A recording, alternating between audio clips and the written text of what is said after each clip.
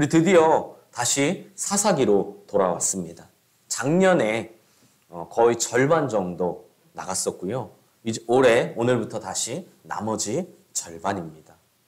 오늘 5절이라는 이 짧은 본문 안에 무려 2명의 사사가 등장하는데요. 그들의 이름은 돌라와 야일입니다.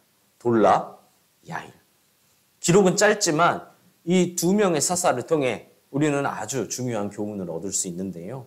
사사기를 다시 시작하고 또 한 해를 시작하고 있는 지금 또 여러 막 비전들과 자식의 꿈, 계획 이런 것들을 생각하고 있는 지금 아주 중요한 딱인 교훈을 얻을 수 있습니다. 첫 번째 교훈은요. 이름이 중요한 것이 아니라 행동이 중요합니다. 이름이 아니라 행동이 중요해요. 기드온의 아들인 아비멜렉, 우리 조금 오래돼서 기억이 안 나실 수도 있지만 자신의 형제들을 다 죽였던 그 아비멜렉. 그 아비멜렉의 이름의 뜻은요. 나의 아버지는 왕이시다입니다. 나의 아버지는 왕이시다. 여러분 얼마나 멋진 이름입니까? 자신의 아버지 기드온이 왕이라는 뜻이 아니라 하나님 아버지, 나를 지으신 나를 만드신 하나님 아버지가 왕이시라는 뜻이에요. 이 세상의 유일한 왕은 우리 하나님 아버지뿐이다 라는 뜻입니다. 만약 그가 자신의 이름대로 살았다면 어땠을까요? 아마 그의 인생도 이스라엘의 모습도 많이 달라졌을 겁니다. 나의 아버지는 왕이시다, 하나님은 왕이시다 라는 그 이름대로 살았다면요. 그러나 아비멜렉은 자신의 이름값을 하지 못했습니다. 자신의 이름을 마음대로 해석했어요. 어떻게 해석했죠? 혹시 아까 여러분이 잠깐 생각하셨을 수도 있는 자신의 아버지 기드온이 왕이다. 기드온이 왕이고 자기는 누구죠? 기드온의 아들이잖아요. 그러니까 뭐예요? 나는 그 뒤를 이어 왕이 될 사람이다 라고 생각했다는 거예요. 완전히 이름을 잘 다르게 해석해서 야망을 가졌습니다. 그 결말이 어땠습니까? 너무나 어처구니 없고 초라한 죽음이었죠. 그의 교만함은 완전히 실패로 돌아갔습니다. 왜요? 하나님이 다 갚으셨기 때문이죠. 기억하십니까? 하나님은 어떤 분이시라고요? 갚으시는 분이라고 했습니다. 하나님은 갚으세요. 그의 교만함, 완악함, 그의 행악을 그냥 가만두고 보지 않으신다는 거죠. 반드시 어떻다고요? 갚으신다. 갚으시는 하나님을 신뢰하는 마음으로 새해를 보내고 계십니까? 이를 믿을 때 감사지기로 살 수 있습니다. 옆 사람에게 한번 말씀해 주십시오. 하나님은 갚으십니다. 한 번 더요. 우리 하나님은 갚으시는 분입니다. 반면 사사 돌라의 이름은 뜻은요. 벌레라는 뜻입니다. 돌라라는 이름의 뜻은 벌레예요. 아니 하필 그 많고 많은 단어 중에 왜 하필 벌레라고 했을지. 세상에 좋은 단어, 좋은 이름이 얼마나 많이 있습니까? 그렇죠? 이름은 자신의 평생을 따라다니는 거잖아요. 그죠? 벌레를 비하하는 건 아니지만 아무리 그래도 우리가 어떻게 인간을 벌레와 비교할 수 있겠어요. 그죠? 생각해 보십시오. 우리 주벌레. 그죠? 주벌레. 네.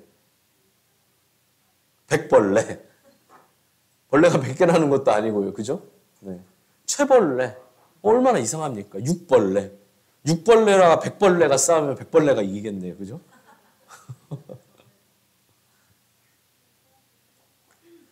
그러나요, 이 돌라는요, 이스라엘을 구한 사사로 쓰임받았어요. 자신의 이름의 뜻과 전혀 어울리지 않는 삶을 살았다는 겁니다. 돌라도요, 아비멜렉처럼 자신의 이름값을 하지 못했다는 거예요.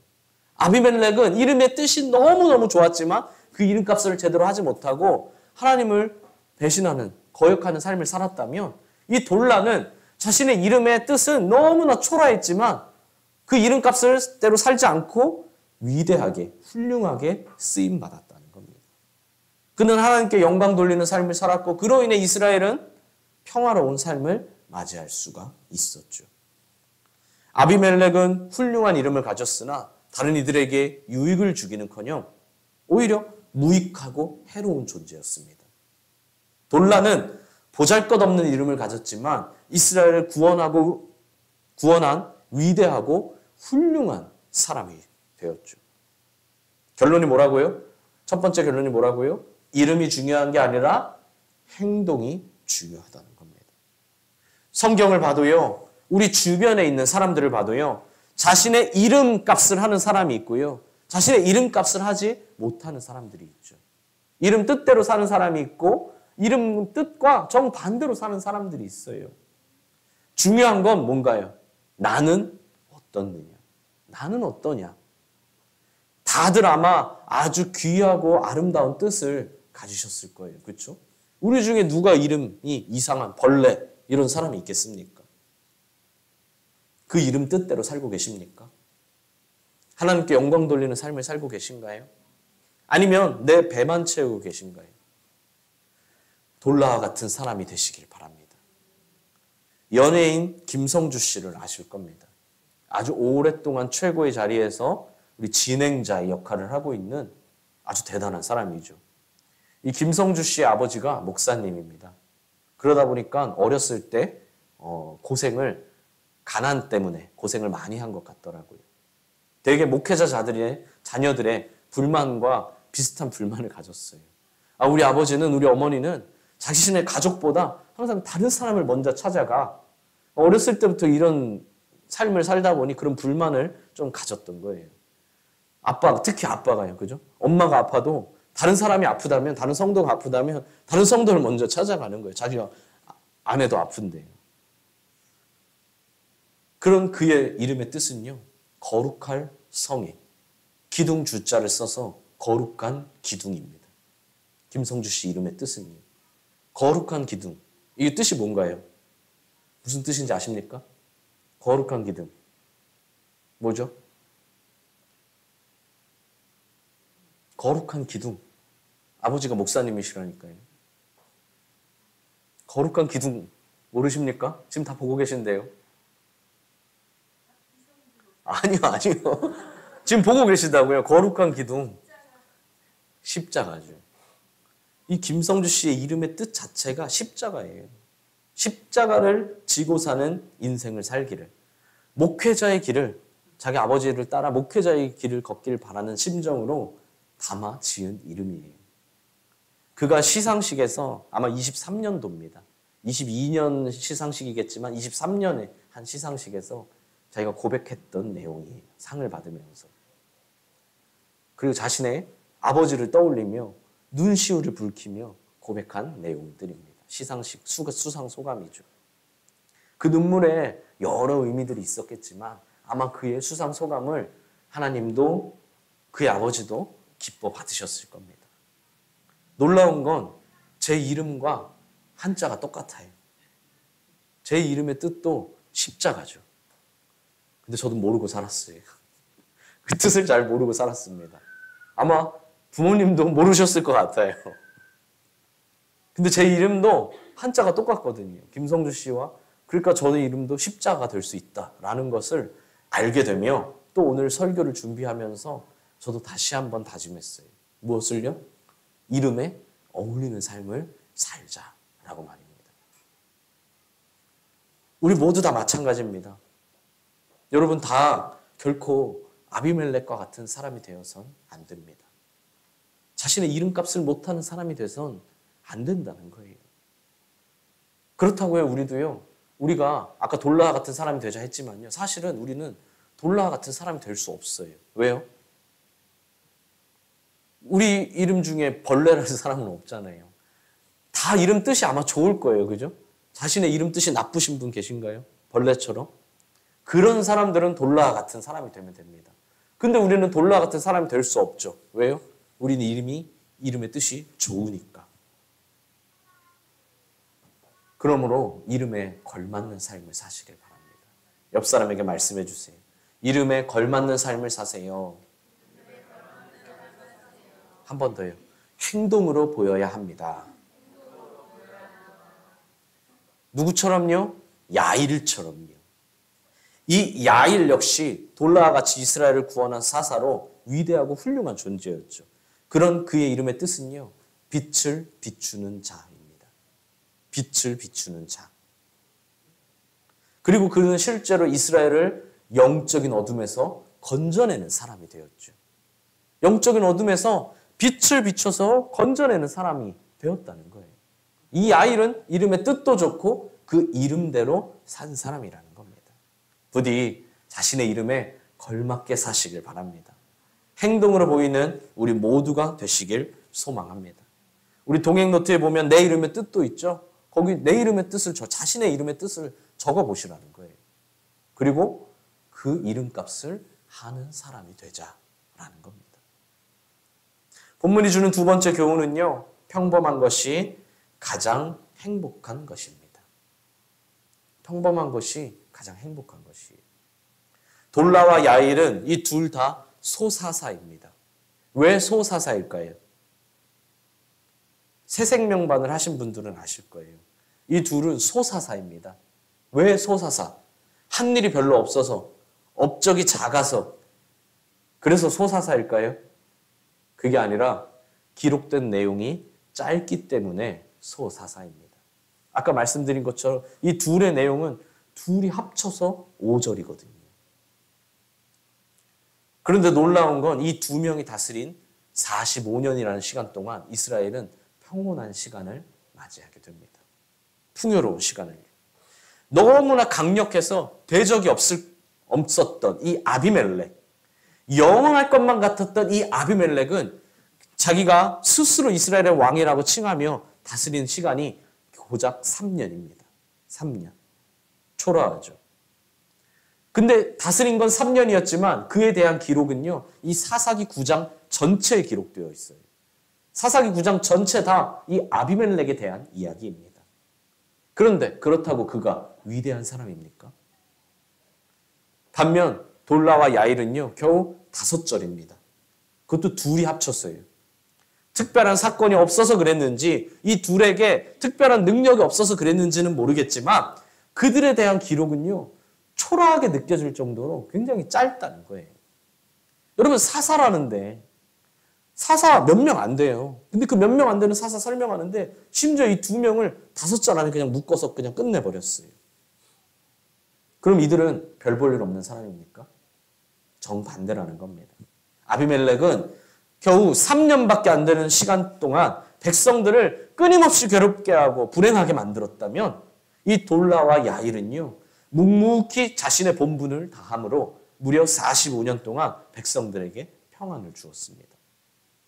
특별한 사건이나 능력을 보여주지 않은 어쩌면 지극히 평범한 이 두 사람이 말입니다.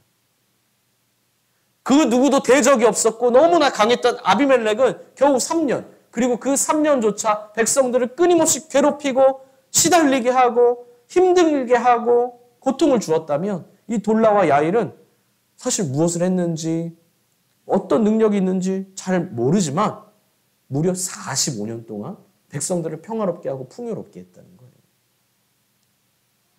물론 그렇다고 이들이 활동한 시기에 정말 아무런 일이 없었던 것은 아닙니다. 구체적으로 어떤 일이 있었는지는 모르겠지만 1절을 보면 뭐라고 합니까? 이스라엘을 구원하니라 라고 하고요. 3절을 보면 이스라엘의 사사가 되니라 라고 합니다. 이게 무슨 말인가요? 유추해 볼 수 있죠. 여러분 아무 일도 없었는데 이스라엘을 구원했다 라고 하나요? 아니죠. 뭔가 위기가 있었고 어려움이 있었는데 그래서 이스라엘을 구원했다 라고 하는 거고요. 여러분 정말 아무 일도 없는데 사사로 세워졌겠습니까? 아니죠. 무슨 일이 있었기 때문에 사사가 필요한 일이 있었기 때문에 야일도 사사로 세움받았다는 거죠. 기록은 짧지만 우린 돌라와 야일이 자신의 직분을 충실하게 감당했다는 걸 알 수 있다는 겁니다. 거꾸로 생각하면 이들이 어떤 특별한 위기 때만이 아니라 이 평범할 때, 평온할 때, 평상시에도 사사로서의 역할을 잘 해냈기 때문에 이스라엘에 이 성경에 기록될 만한 특별한 사건이나 문제가 생기지 않았고 무려 45년 동안 평화를 얻었다는 걸 알 수 있습니다. 언제 잘했기 때문에요?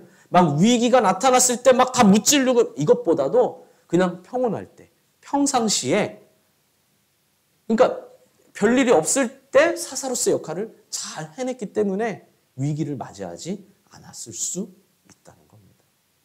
심지어 이들의 죽음은요. 또한 그 이후의 삶도요, 죽은 다음의 삶도요, 굉장히 평범해요. 하지만 이보다 더 아름다운 것이 없다는 거예요. 여러분, 기드온은 위대한 믿음의 용사입니다. 그죠? 횃불과 항아리를 들고 미디안 사람들을 수만 명을 물리쳤어요. 위대한 용사죠. 그죠? 그런데 그는 아내를 많이 두었다고 했죠. 재물을 많이 쌓아두었습니다. 그래서 결국 그가 죽고 어떻게 됩니까? 그 분열과 우상의 씨앗이 결국 발현돼서 이 아비멜렉을 통한 비극이 일어났잖아요. 자신의 형제들 70명을 다 죽이고 이스라엘끼리 서로 싸우고 서로 분란을. 그러나 이 돌라와 야일은 평범했지만 이들이 죽은 뒤에도 별 탈이 없었다는 거예요. 여러분은 둘 중에 어떤 삶을 살기 원하십니까? 돌라와 야일과 같은 삶을 살기 원하시나요? 아니면 기돈 혹은 삼손과 같은 화려한 삶을 살기를 원하시나요? 많은 사람들이 기드온이나 삼손과 같은 삶을 살고 싶어 합니다. 그들의 끝이, 그들의 마지막이 좋지 않다는 걸 알고 있으면서도 말이죠. 왜요? 나는 다르다는 겁니다. 기드온은 그랬을지 몰라도 삼손은 그랬을지 몰라도 나는 다르다는 거예요. 나는 그렇게 욕심이 많지 않아. 나는 그렇게 이기적이지 않아. 나는 그렇게 죄를 좋아하지 않아. 그러면서 누구도 돌라와 야일과 같은 삶을 살고 싶어 하지 않죠. 사실 돌라와 야일, 이 둘의 이름을 아는 사람도 적어요. 교회 다니는 사람, 오래 다닌 사람들 물어보시면 돌라가 누구죠? 네? 몰라요? 알아듣지도 못해요. 돌라 그랬는데 몰라요? 야일이 누구죠? 그러면 네? 뭐요? 이렇게 다시 되물어보겠죠. 누군지도 모를 정도의 사람이에요. 그러나 여러분, 유명한 것과 위대한 것이 항상 일치하는 것은 아닙니다. 유명한 것과 위대한 것이, 화려함과 순결함이 항상 일치하는 건 아닙니다. 아비멜렉만 봐도요, 우린 그의 삶에 대해, 그의 성격에 대해, 그의 업적에 대해 돌라와 야일보다 훨씬 많이 알고 있습니다. 야일은 어떤 성격이야? 아비멜렉은 어떤 성격이야? 아비멜렉은 이런 일이 있었어. 아비멜렉은 이럴 때 이런 선택을 했었어. 우리가 많이 알고 있죠, 그에 대해. 왜요? 사사기 9장 전체를 차지하고 있으니까요. 그렇다고 아비멜렉이 위대한 사람입니까? 본받을 만한 사람인가요? 우린 나중에 볼 삼손도 마찬가지입니다. 삼손은요, 여러분 잘 아시는 것처럼 힘이 센 사람이죠. 그 센 힘으로 이스라엘을 공격하는 블레셋을 물리친 사람입니다. 그런데 그 끝이 안 좋죠. 하나님 나라는 유명하고 화려하고 큰 일을 해낸 사람에 의해 확장되는 것이 아니라 자신의 나라에서 묵묵히, 자신의 자리에서 묵묵히 진실을 행하는 그 사람들에 의해 지탱되고 확산됩니다. 여러분 꼭 명심하셔야 돼요. 한국 교회도 마찬가지입니다. 한국 교회도 화려하고 사람이 많고 어마어마한 교회가 이 교회를 지탱해 나가는 것 같지만, 물론 그들이 많은 일들을 합니다. 큰 교회들은요, 정말 많은 일들을 해요. 많이 도와주기도 합니다. 그러나 실제 하나님 나라는 작은 교회들이 자신의 자리에서 묵묵히 자신의 일을 행할 일들을 해나감으로 인해 지탱되고 확장된다는 거죠. 하나님 나라의 위대함의 기준은 다르다는 거예요. 여러분, 유명한 기드온, 무명의 돌라, 이 둘 중에 누가 하나님 나라의 기준에서 위대한 사람이냐는 거예요. 기드온인가요? 아니라는 겁니다. 여러분, 그렇다고 큰 일을 이루지 마시라는 게 아닙니다. 큰 비전을 갖지 마시라는 게 아니에요. 큰 일을 하시고요, 그로 인해 위대한 일을 이루시길 바랍니다. 다만 그러려면 평범할 때, 평범한 일을, 또한 평안할 때 자신에게 주어진 일들을 믿음으로 감당하는 삶이 반드시 선행되어야 한다는 겁니다. 나중에 내가 이런 일이 있을 때 이렇게 할게, 나중에 내가 이렇게 되면 이렇게 할게가 아니라 지금 믿음의 삶을 감당하는 것이 반드시 선행돼야 돼요. 여러분, 연초를 맞이해서 중요한 일들을 앞두고 계십니까? 뭐 회사를 옮길, 아니면 나만의 뭔가 작품을 할 일, 나만의 계획을 이룰 일, 사업을 확장할 일, 여러 계획들을 갖고 계실 텐데요. 그 일들을 위해 꼭 선행되어야 할 게 있다는 거예요. 그게 뭐라고요? 지금 나의 자리에서 믿음으로 살아가는 것입니다. 고민하고 계십니까? 무엇을 포기할까 생각하고 계십니까? 과연 하나님 나라의 위대함의 기준은 무엇인지, 무엇이 옳은 것인지를 한번 고민해 보시길 바랍니다. 사랑하는 수원동의 감사지기 여러분, 신앙은요, 역경을 통해 성장한다고 합니다. 신앙뿐이 아니라 우리 인생의 모든 것들이 그렇죠. 식물은요, 비바람을 견뎌내고 막 폭풍을 이겨내고 그래야 뿌리가 세게 퍼지고 줄기가 단단해지고요. 나비는요, 이 번데기 안에 있다가 그 물 묻은 진액이 묻은 그 날개들을 다 펼쳐내고 말려내고 쫙 피는 고통을 견뎌낸 후에야 튼튼해지고 성장하죠. 역경을 좋아하는 사람은 없지만 우리의 신앙은 역경을 통해 뿌리 깊은 신앙, 비상하는 신앙으로 자라난다는 겁니다. 오히려 문제는 언젠가요? 근데 이 역경 때보다 역경을 이겨낸 후라는 거예요. 고난을 만났을 때보다 평온한 시기가 더 위험하다는 겁니다. 언제가 더 위험하다고요? 고난을 만났을 때보다 고난을 이겨낸 후. 여러분, 지금 열심히 큐티하고 있는 신명기의 내용과도 일치하죠. 모세가 지금 이스라엘 백성, 가나안 땅에 들어가기 직전에 이스라엘 백성에게 신신당부합니다. 뭐라고요? 광야가 위험한 게 아니라 사실은 가나안이 더 위험하다고요. 지금 우리 이스라엘 백성이 약속의 땅, 모든 것이 풍요롭고 풍족한 땅에 들어가기 직전의 상황에 있습니다. 근데 모세는 이야기하는 거예요. 어디가 더 위험하다고요? 들깨와 추위와 더위가 밤에는 추워서 죽을 수도 있고 낮에는 더워서 죽을 수도 있고 온갖 야생동물들이 내 생명을 노리고 하는 이 광야가 위험한 게 아니라 가나안 땅이 위험하다고 말입니다. 가나안은 광야보다 훨씬 풍족하고 풍요롭지만 편하지만 그만큼 그 땅에서 은혜를 입고 살아가면 오만과 방종으로 살아갈 수 있다는 거예요. 그래서 모세는 지금 간절히 피토하는 심정으로 얘기하는 거예요. 광야가 위험한 게 아니라 어디가 위험하다고요? 가나안이 위험하다고요. 저 풍족한 가나안 땅이, 저 편안한 가나안 땅이, 저 모든 것이 허락된 가나안 땅이 광야보다 위험하다고 말이죠. 왜요? 편안과 풍족함에 빠져 은혜를 잊어버리기 때문입니다. 은혜를 완전히 망각해버린다는 거예요. 여러분, 바빠서 교회 못 나온다고 합니다. 바빠서 교회 못 나와요. 왜 바쁩니까? 사실 하나님이 나에게 은혜를 주셔서 여기까지 올 수 있게 해주셔서 지금 바쁜 거 아닙니까? 하나님이 많은 일들을 하게 해주셔서 하나님이 내게 좋은 일들을 하게 해주셔서 바쁜 거예요. 근데 이제 바빠지시니까 하나님을 멀리 하겠다고 합니다. 하나님 때문에 좋은 사람을 만났어요. 하나님 때문에 좋은 사람을 만나서 여기까지 올 수 있었습니다. 그런데 이제 그 사람을 만나서 내 삶을 시작해야 되니까 하나님을 멀리 하겠다고 합니다. 왜요? 은혜를 망각했기 때문이죠.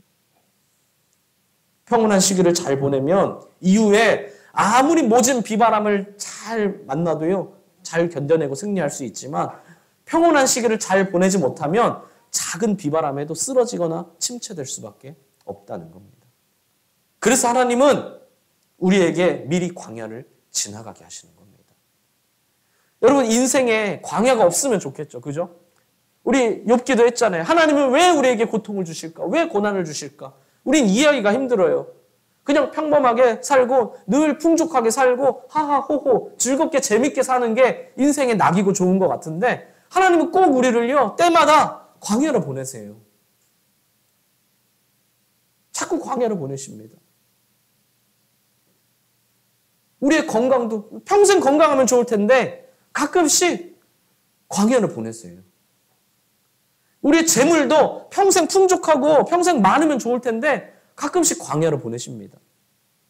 내 사회에서의 역할도 좋은 이런 것도 평생 잘 나가고 승승장구하면 좋을 텐데 종종 광야로 보내세요. 근데 그 광야로 보내시는 뜻이 있으신 겁니다. 왜요? 사실은 광야보다 가나안이 더 위험하기 때문이죠. 그러므로 여러분, 내가 지나온 이 광야의 삶이 얼마나 소중한지를 꼭 기억하셔야 돼요. 이 은혜를 망각하면 가나안은 저주의 공간이 되거든요. 역사적으로 봐도요, 교회는 역경의 시기에 자신의 생명을 걸고 진리를 지켰습니다. 선교와 구제를 쉬지 않고 했어요. 어떤 역경, 어떤 자신의 목숨의 핍박이 와도요. 로마 제국의 잔인한 핍박 속에서도요. 교회는 수많은 순교의 피를 흘리며 신앙의 순수성을 유지했습니다. 어마어마한 이단의 공격에서도요. 어지럽힘 속에서도요. 어떤 유혹 가운데서도요. 온 힘을 다해 진리를 수호했어요. 그런데 정작 콘스탄틴 황제에 의해서 기독교가 공인이 되고 난 이후에 박해가 완전히 사라지고 난 이후에 그 평온한 시기부터 교회는 생명력을 잃어가기 시작했습니다. 온갖 박해를 받고 순교자들이 철철 넘칠 때에는요. 오히려 더 믿음을 지키고 굳건히 살았는데 교회가 공인이 되고 나자 생명력을 잃어가기 시작해요. 순수성이 파괴되기 시작합니다. 여러분, 그 위대하고 화려한 로마 제국이 멸망한 이유 여러 가지가 있겠지만 이게 바로 핵심 이유 중에 하나입니다. 뭐죠? 교회와 성도마저 타락해가기 시작했다는 거예요. 그 전에는 교회에 다니는 사람, 성도는 아무리 뇌물을 내밀어도 타협하지 않고 딱 지켰는데 이제는 성도마저 타락하기 시작한, 성도마저 뇌물을 받기 시작한 거예요. 그래서 그 굳건했던 로마에 균열이 생기기 시작했던 겁니다. 우리 인생도 마찬가지죠. 많은 사람들이 고난 중에는 믿음을 잘 지킵니다. 결코 타협하지 않고 진리를 지킵니다. 울고 불고 눈물 콧물을 쏟으면서도 하나님 앞에 나와요. 고통당할 때는요. 그런데 언제요? 언제 타협합니까? 어려운 것들을 다 이겨내고 평온한 시기를 만났을 때. 그때 이름값을 못한다는 거예요. 풍요와 성장이라는 나른한 이 봄볕 같은 따뜻함 속에 꾸벅꾸벅 졸게 된다는 겁니다. 여러분 한번 생각해 보십시오. 우리가 만약 예배할 장소가 없어서 이렇게 따뜻하게 히터 틀어놓고 예배하는 것이 아니라 우리 야외에서 그냥 운동장에서 그냥 공터에 모여서 예배한다고 생각해 보십시오. 이 추운 겨울에. 여러분 그 추운 그 장소에서 누구 하나 졸 수 있겠습니까? 그 추운 장소에서 예배하는데 누구 하나 졸 수 있겠어요? 그런데 왜 자꾸 좁니까? 왜 예배 시간에 자꾸 다른 생각합니까? 따뜻하거든요. 내 인생이 따뜻하거든요. 큰 문제 없이 살만하거든요. 그러니 여러분 말씀이 귀에 들어오겠습니까? 광야보다 가나안이 위험하다고 소리 지르는데 잔소리 같은 거예요. 잔소리 같은 거죠. 여러분 설교가 재미없을 수밖에 없습니다. 왜요? 난 이미 살만하거든요. 이대로 죽을 때까지 그냥 여차저차 살 수 있을 것 같거든요. 무난하게. 사랑하는 수원동행 감사지교 여러분. 평온할 때 더 말씀과 기도를 가까이 하는 우리 감사지기가 되시길 바랍니다. 하나님 주신 힘과 재물로 선한 일에 힘쓰시길 바랍니다. 감사 파괴자 말고 감사지기가 되셔야 돼요. 하나님이 허락하신 평온의 시기 때 반드시 이 신앙의 성장을 이뤄내야 한다는 겁니다. 그러면 누군가는요, 목사님, 전 평온하지 않아요. 목사님, 저 요새 얼마나 바쁜지 아세요? 목사님, 저 얼마나 요새 힘든지 아세요? 정말 요즘 잠잘 틈도 없고 너무 힘들어요. 무슨 말씀인지는 충분히 이해합니다. 하지만 여러분 생각해 보십시오. 결국 은혜가 있었기 때문에 내가 지금 바쁘고 있는 거 아닙니까? 은혜가 있었기 때문에 내가 지금 바쁘고 정말 잠도 못 잘 정도로 바쁜 시기를 보내고 있는 것 아닙니까? 정말로 은혜가 없기 때문에 그렇습니까? 그래서 그런 분이라면 언제든지 저한테 하소연하셔도 되고요. 언제든지 저와 만나셔도 좋습니다. 근데 정말 내가 지금 바쁘고 힘든 게 결국은 사실은 은혜 때문인데 이제 와서 바쁘니까 하나님을 멀리하겠다? 이제 와서 자기는 평온한 게 아니다? 부디 은혜를 망각하지 마시길 바랍니다.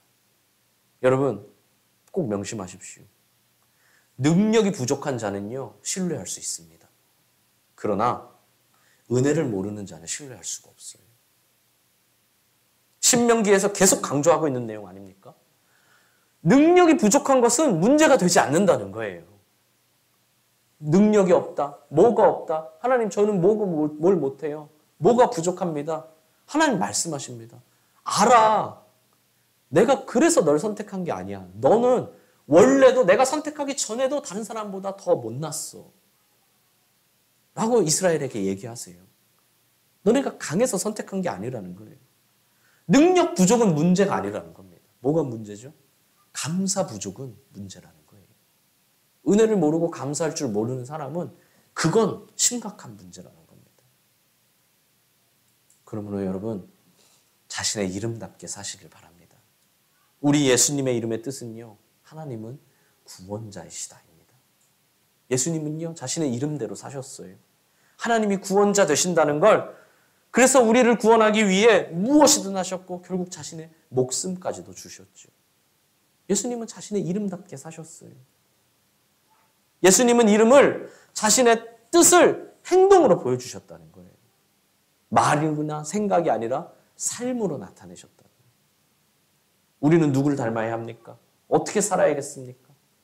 여러분 오늘 설교 제목처럼 명함이 아니라 행동으로 나타내시길 소망합니다.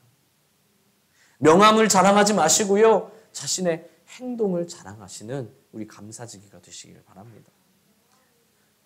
오늘 나의 행동으로 내 평생의 삶으로 자신의 이름값을 톡톡히 하는 우리 수원동의 감사지기가 되시길 간절히 소망합니다.